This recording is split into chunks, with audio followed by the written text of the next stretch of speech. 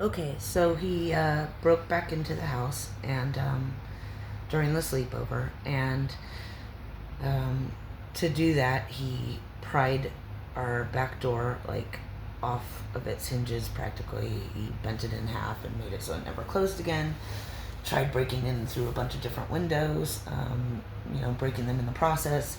Finally found a window that I had not secured well enough, this little tiny one above the master bedroom bed, and that he, tore the screen off and managed to climb through. And I hear him doing this, and so I play possum on the couch and act like I'm asleep because I didn't want to have the big confrontation, especially when there's, two little girls over. So, okay. Let me just say that, this was an incredibly toxic relationship, and I was like the frog in the boiling pot where, the heat keeps going up higher and higher, and the frog doesn't jump out because it's not realizing that the water's boiling. It's going incrementally. I was the frog.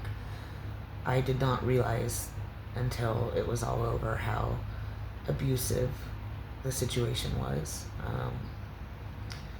Emotional, verbal, financial, physical, separated from friends and family, isolated in the middle of nowhere. This is my excuse for why I didn't cut bait and run faster. So he breaks in, and for the next 3 days we are acting like things are okay, but they're not.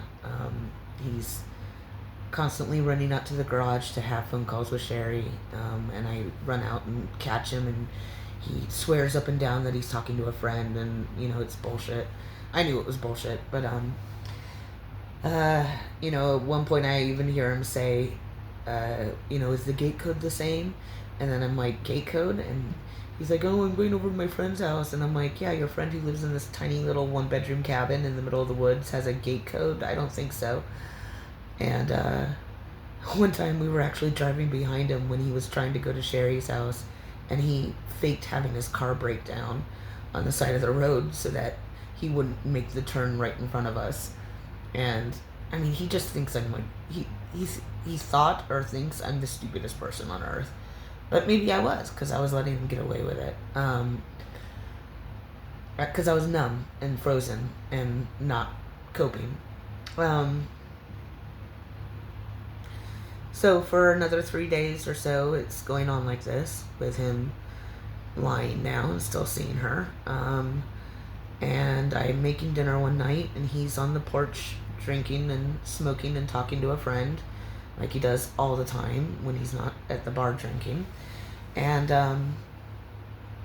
I have to run to the store to get an ingredient for dinner, and when I come back, my daughter comes running up to me, and she's really upset, and she says that she heard her dad say, why can't I move into Sherri's mansion and fuck her and keep my family? Like, what's so wrong with that? And I say, well, kiddo, that kind of sounds like he's making a joke. And she's like, big eyes, no, you have to say something, Mom. So I get my courage up, and I go outside, and he's on the home phone. So I say that that I got an email from her daughter's school that I need to access her email account, and I need his phone. And he gives me his mean, intimidating face that he does when he's trying to be scary or intimidating, and and he can tell I'm lying, and because I'm not a good liar, unlike some people. Okay, so he hands me the phone, and the second I have it in my hot little hands, I go running to the bathroom. I lock myself in, and he's right on my tail. He comes running right after me, and I immediately open it up and look at his phone calls, and they're all Sherri. And then I go to his text, and they're all Sherri. And I start sending myself like the most recent text proving that they're still together, because he's lying to everyone at this point, saying that they're just friends and shit. And I mean, some of his friends he's being honest with, but like his family and my family, he's telling everyone that I'm crazy, and jealous, over their friendship. And it's just like, fuck you, dude. So I send myself the proof, and then I keep going through, and I see all the naked pictures that she's been sending him, and I'm like, gross. And did I talk about the scar thing? When he said that he wanted to trace her scars with his, or when he saw her, he was going to trace the scars on her back with his fingertips or something. And by that point, I had watched the Hulu documentary, and I realized he was talking about her self-inflicted scars, and I was like, like, you. Okay, wackadoodles. You guys have fun doing that shit. So, okay. So I'm locked in the bathroom. He is trying to break the doors down. It was a Jack and Jill bathroom. So one door goes out to my office. The other goes into my daughter's room. He's running back and forth between the two doors, punching holes in them, trying to rip the doors off the wall.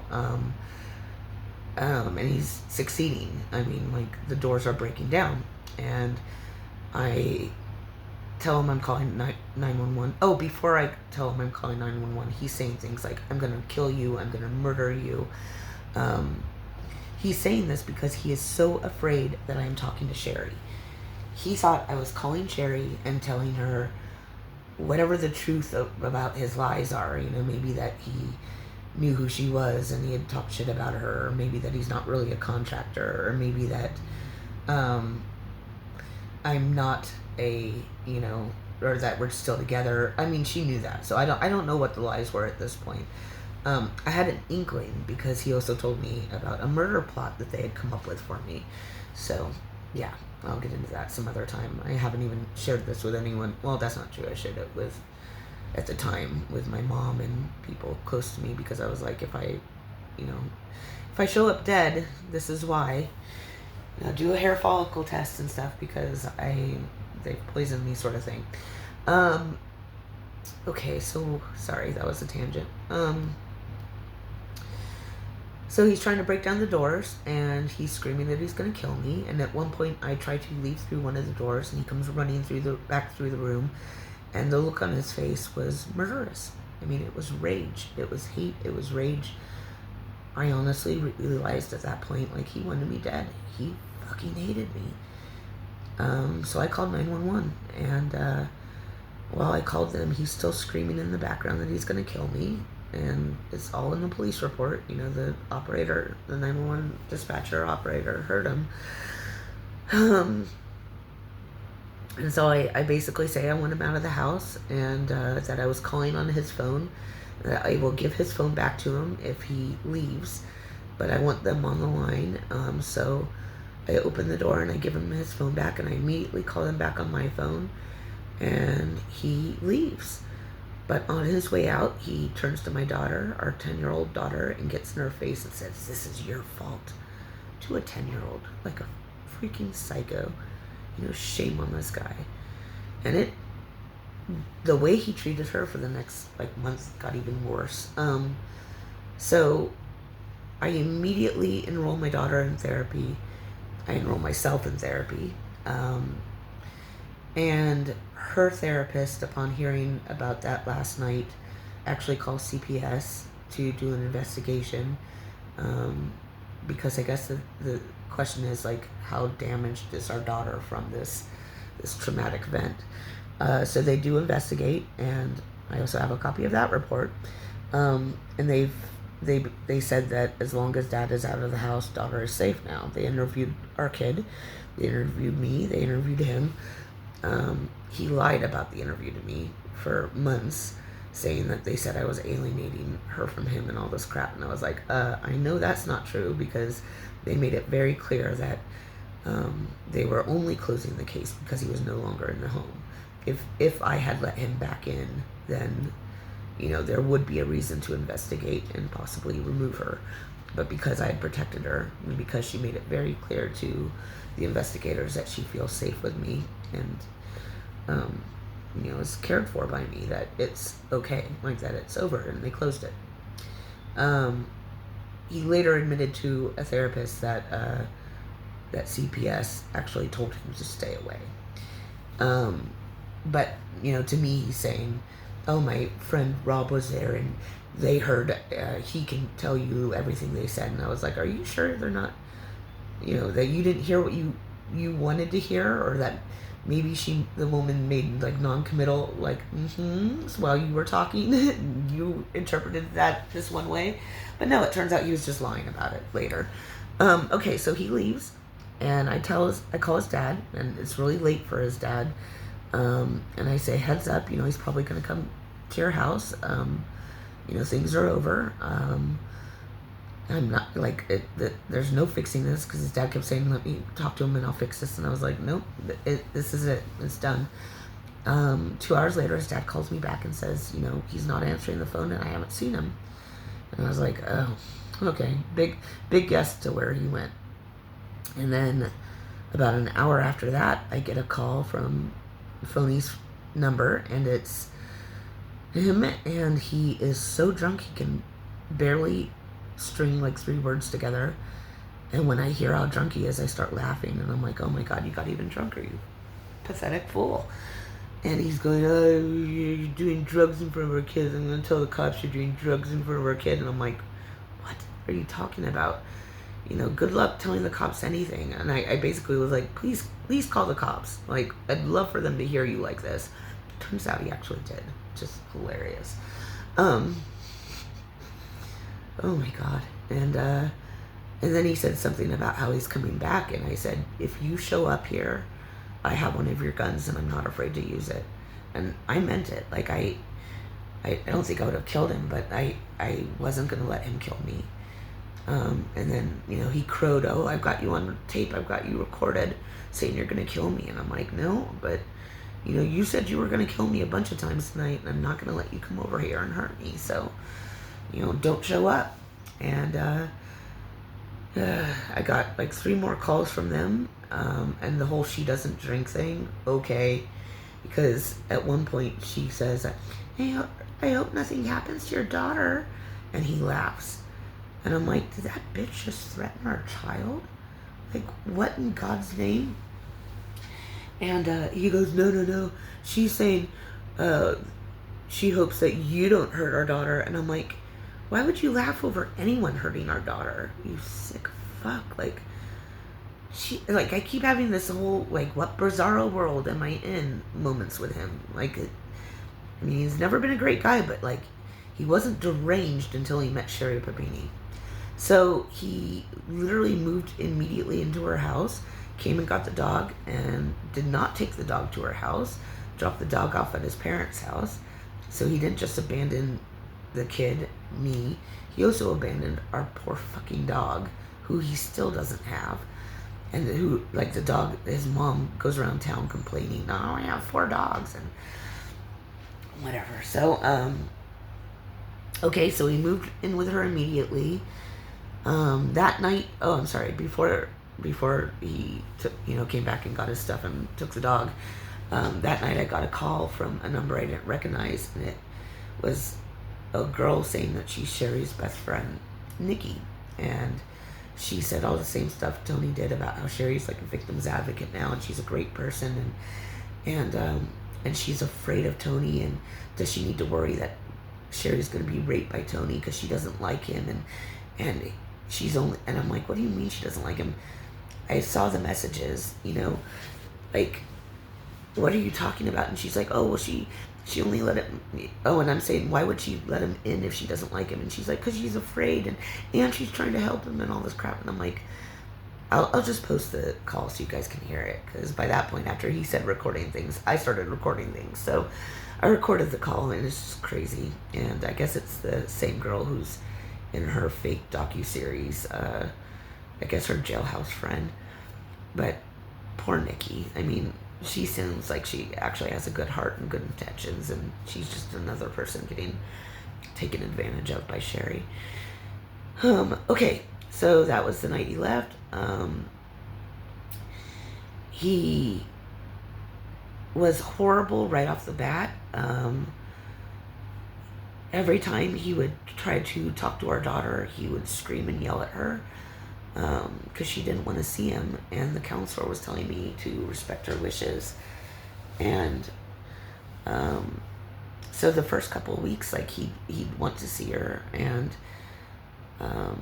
I actually made her see him on occasion. Like when he came over to the house, I made her come outside and talk to him. On Halloween, he wanted to do this. He does this thing where he passes out candy with his clamper group, which is supposed to be a historical society, but up here it's like a drinking group that he's trying to turn into a gang. I'll get into that in a second. And I asked him, like, could you please just stay home from the trick-or-treating thing so she can have one night without stress? And he was basically like, F you, F her. I'm going to be there. If she doesn't want to go, then don't take her. Because he's a child and he doesn't, like, ever make, concessions or compromises or sacrifice for love. Like, it's something so foreign to him and Sherri, the idea of putting someone else before themselves. Yeah, so I drag her to the trick-or-treating thing, and she has to see her dad, and her grandmother wouldn't even give her a hug, and, she immediately threw up afterwards. It was awful, and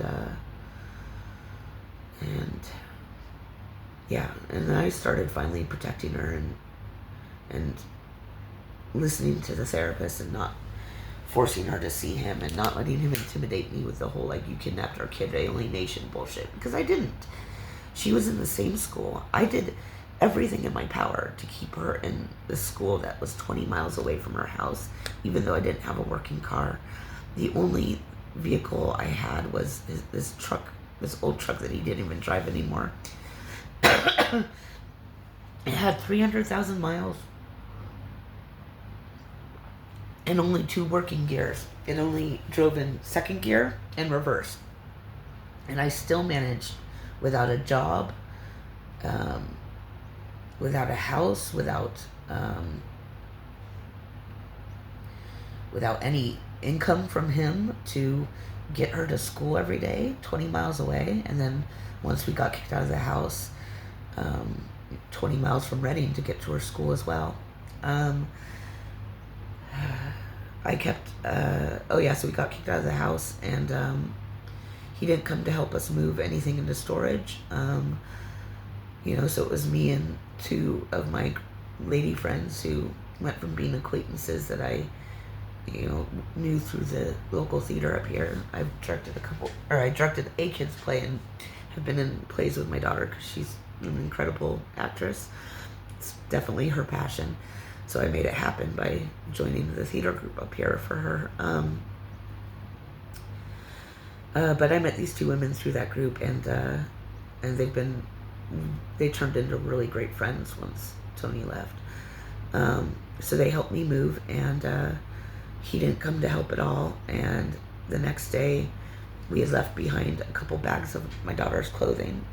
Actually, that's a whole other story too. The landlord and her son, like, completely sabotaged our move. So we didn't have a bunch of clothes, and I begged Tony just to get our daughter's clothes, and he didn't get anything. He didn't get any of the things we asked him to get. Her clothes, her quilt that was, specially made for her by my mom, with like all of my daughter's artwork from kindergarten and first grade. That was lost. It was heartbreaking. He was just like, I don't know if he was being a dick on purpose, probably. But like the fact that he was trying to hurt our kid too is just so gross and weird to me. Okay, so he moved out.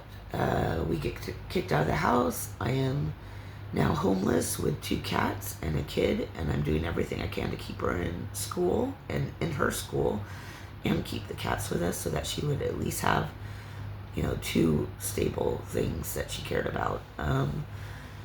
Meanwhile, he's moved into Sherri Papini's mansion, driving her car around that Sean Hibden bought, the mansion that Sean Hibden bought for her. And so he's living rent-free because they've never paid rent or bills there. And yet he's not giving us a dime.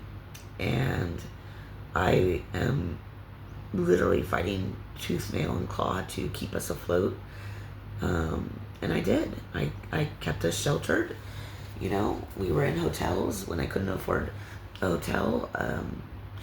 We were able to stay in a teacher's Airbnb for a minute. And then we stayed at a friend's house who had 4 kids, and her kids actually got sick while we were there, and I called Tony up begging for money. Every time I would call him and ask for money, he'd be like, "You just want to use it on drugs." And I was like, "What are you talking about? You haven't given us any money." And then he'd be like, you're just jealous. And anyways, he never gave me a dime. He'd call me pathetic, he'd call me jealous, and he wouldn't give us a cent. So this one time, all the kids are sick. I'm afraid Rosie's going to get sick. I beg him to help us get a motel so that she doesn't have to be around all these sick kids in this super crowded house. He didn't do it, and Rosie did get sick. Oh, shoot. I'm saying our daughter's name. I'm going to go back and try to edit that out. So our daughter did get sick, and then I got sick. And I had pneumonia so bad that I actually had a heart attack, and I got hospitalized for 5 days. And thank goodness someone stepped up to take care of my kid and bring her to the hospital to see me. But I checked out after 5 days, even though they wanted to hold me a lot longer, because I was so worried about my kid, being on her own. And his response to all that was he didn't care. I think he said something about he wished I had died and then he'd have custody. But the big joke is he doesn't actually want custody. The only condition I made for him to see her was talking to her therapist. I would have liked it if he had given us some monetary support to help with, her needs, but it wasn't a condition for him seeing her. The only thing he had to do to see her was call her therapist, and he didn't do it for 8 months. He didn't, even when I make plans for them to meet, he'd break them, he wouldn't show up. I made plans for him to go to her winter recital, to take her out to dinner first and then bring her to the recital. He didn't show. The only time I think he saw her was when his parents communicated with me that they wanted to see her for Christmas, and I met them at a restaurant to exchange gifts, and they dragged him along. I kept her in the same school. He could have shown up at any of the school events. She's an outstanding student. She always gets awards. She got Student of the Year twice last year. I'm sure one was kind of a pity one, but whatever. He didn't show up at those award ceremonies. He can check the website and go to anything. Even though I was always telling him about things, God forbid if I'd forgotten to tell him about something, she was in the same school. He can check the website for the calendar and show up, and he never did. He dropped our kid completely, and then lied to people up here so that he would look good. And say up here, I mean in Shingletown, because we were in Reading, telling people that I kidnapped his kid, and I'm like, I didn't kidnap her. I'm just not in Shingletown anymore. But she's going to the same school, and it was hurtful, because he's telling all these lies about me. Meanwhile, he's, having his cake and eating it too, and, living the high life and traveling back and forth to New York and driving a new car, and keep in mind, I'm driving a 30-year-old truck that only goes in reverse, and $20 of gas lasts less than an hour, sort of thing, and I still managed to do it. So for 8 months I kept us afloat, and with the help of others, we were able to have a Christmas, and what else?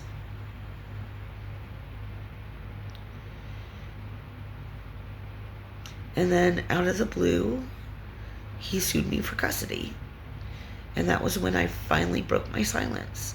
I couldn't believe that he had the nerve to do that after everything he put us through. And I finally made the Reddit post, and I made a GoFundMe, because people told me to, and because I was at my wit's end, I didn't know how to support us any further. I want to point out that staying at a hotel and motel is 3 times more expensive than renting a home, and good luck renting a home when I didn't have a steady job at the time, and I did have some income, but you know, I had 2 evictions now, and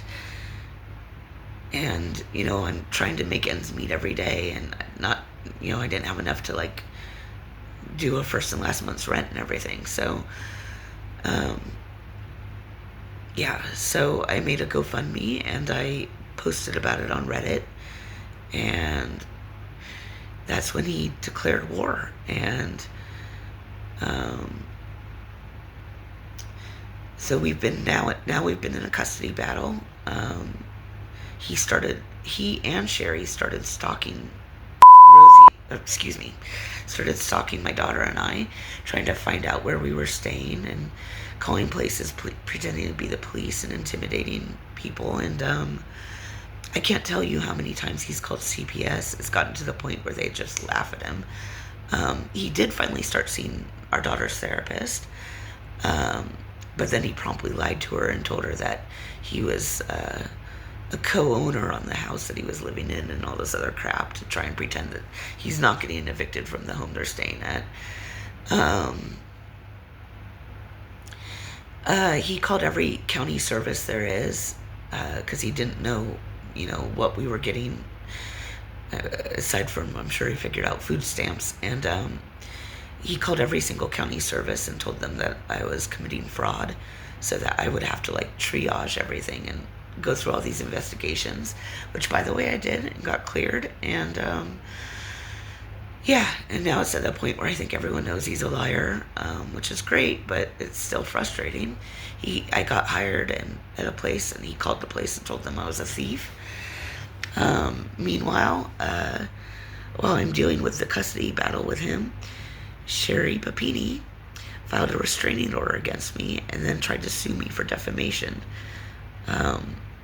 And a lawyer volunteered his time pro bono, but I was like, I don't need you to, because it's such a joke of a case. I actually wanted to fight it myself and just get it thrown out, but I let this guy represent me, and that was not the best idea, because the 2 lawyers had a conference with the judge and then came out, and he was all flustered because obviously her lawyer lied and turned it around about the custody case, even though we were there for a restraining order that I can show you guys in the next video, where she completely lied in it, saying that I was stalking her, which I've never done. I did have pictures of his car parked at her house. Doesn't mean I was driving by her house taking pictures, but yeah, those were taken during the first month when he was lying about seeing her. She said that Phony had gotten beat up because of the things I wrote online. And trust me, in a small town, especially with him, if he had gotten beat up, everyone would have heard about it. He'd tell everyone and be the biggest crying baby. So I know that was just a made-up lie. She was upset that I said that she didn't have custody of her kids. She said that she has custody now or something. Or that I said that the courts barred her from her kids or some... But whatever. And my lawyer fumbled and got all flustered. And then the judge came out, and I wasn't sure if there was a settlement agreement or if he just dismissed it outright. But the lawyer, didn't stop to talk to me afterwards and ran off, and then never returned my calls for the custody case. So I'm back on my own again with that. But that's been going okay because Tony keeps lying and breaking the court mediation or the court rules about visitation. So, I'm just letting him shoot himself in the foot. And as long as I keep being honest and only telling the truth and, keep taking care of my kid, then I think we're fine. Oh, I did get us housing. We're in a little 2-bedroom cabin in the woods. I want to move away from Shingletown so that there's more distance between Phony and I, but that's my next step. He has tried to terrorize us. I have text messages that his friends have sent me where he reaches out to the entire Clamper group, searching for me and basically talking about these horrible things he's going to do. I don't know what else to say. I know doing this is going to piss them off again. And then I got not that long ago, I got an inquiry from a U.S., I think it's U.S. Weekly,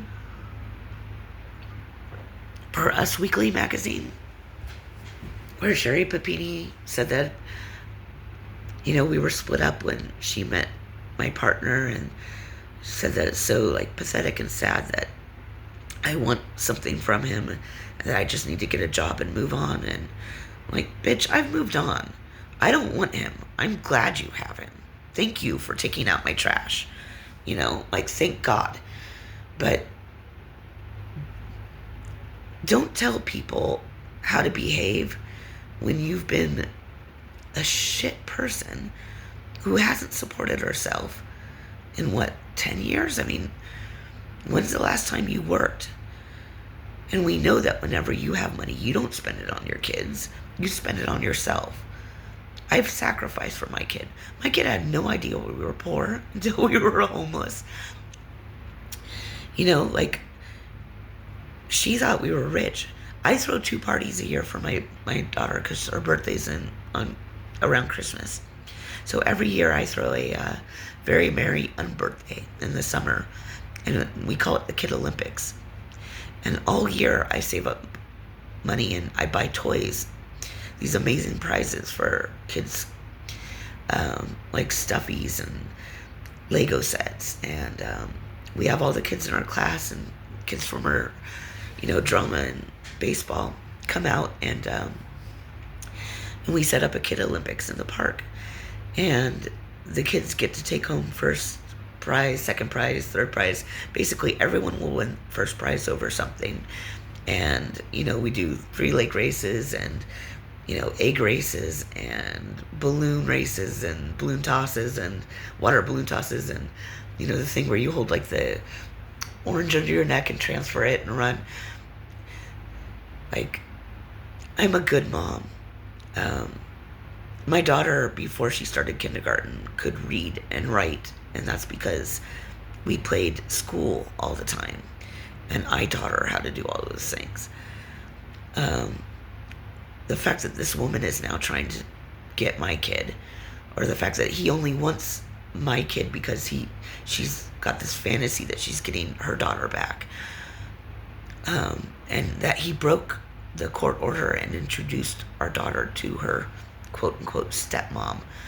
And then Sherri claims, less than a week later that they're not together. Like, really? He still lives with you. He drives your car everywhere. He broke court orders and lost his overnight visitation that was supposed to happen to introduce our daughter to you. But yet you guys aren't together? You're single, Sherri? Really? Shut the fuck up. And stop telling people what I need to do. Like, pot, meet kettle, bitch, look in a mirror. You're disgusting. And the fact that you have actively tried to make my life hell, shame on you. Shame on you. Don't you have any grace or dignity? Leave me the fuck alone. You already got my man. Not that I wanted him. Like, I'm glad you got him. Thank you. Thank you for taking him off my hands, but why the fuck would you keep coming after me? And she does. I got a call recently from another friend of hers who said that she's concerned because Sherri has a fixation and hatred of me, and that she spends hours online, like, trying to sully my name. I haven't been online. I haven't spoken publicly since the restraining order hearing. I dropped it again. So, like, for the first 6 to 8 months, I was silent, and then I spent another 2 months being silent. And it doesn't work with these people. When I'm quiet, they get more aggressive and more crazy and meaner, and they fight harder. They give me no option but to fight back. I don't want to have my face out here. I don't want my name associated with Sherri Papini's. But I have no choice. I think the only way to fight someone like this is to shout just as loud as she does. And to only stick to the truth. Because thank God I have the facts and I have evidence to prove everything I'm saying. Whereas neither of those two can prove any of the shit they're saying. They went online and said I have a criminal background and a criminal record or whatever. Prove it. Show me. They said the cops were looking for me. I actually got pulled over twice when I had pneumonia, when I should have been hospitalized, but I wasn't yet. And guess what? I got tickets, but nothing more happened. I've actually been pulled over since. Had really nice talks with the cops. They just lie. They are liars. Lying liars, as I think her friend Nicole or Nikki said. Okay, I don't know what else to say. The next video, I think I'll post a bunch of the evidence. Okay. Take care, everyone. I hope don't be too harsh on me. I know I'm fat and ugly and toothless and all the rest of it, but, you know, I've been beaten down for like 15, 16 years, and I'm just now getting myself back. So, be a little kind. Okay.